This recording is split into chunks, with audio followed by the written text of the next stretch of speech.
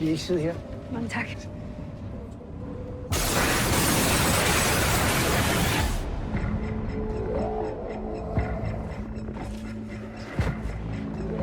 Jeg var med samme tog som din kone og datter. Hvad ved? Jeg synes, du har krav på at vide, at det ikke var en ulykke. Hvis du bare lukker røven lige nu. Ah! Hvis du kunne hacke os ind i Fitness World server, så ville der være en mulighed. Fitness World. Fitnesskæde. Nej, stenhuggeriet i landet. Du skal tale pænt til mig, ellers så gider jeg ikke hjælp. Hvad vil du bruge det til? Jeg vil hævne min kone. Har du slået nogen ihjel før? Så lad os bare være stille, jamen tak. Jeg vil bede ham om at finde alt, hvad I kan for rockergruppen Riders of Justice. Hvor mange medlemmer de har. Hvad de er straffet for. Hvad de er mistænkt for. Navne, adresser. Er det noget, I kan, uden at det kan spores? Vi har fattet det nemmeste for dig i Det er verden. det nemmeste for mig i verden. Hvad det sker for? Ja, det er jo fordi han... I psykolog, ikke?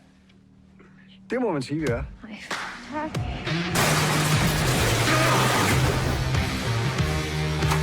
Færdig. Andenpladsen.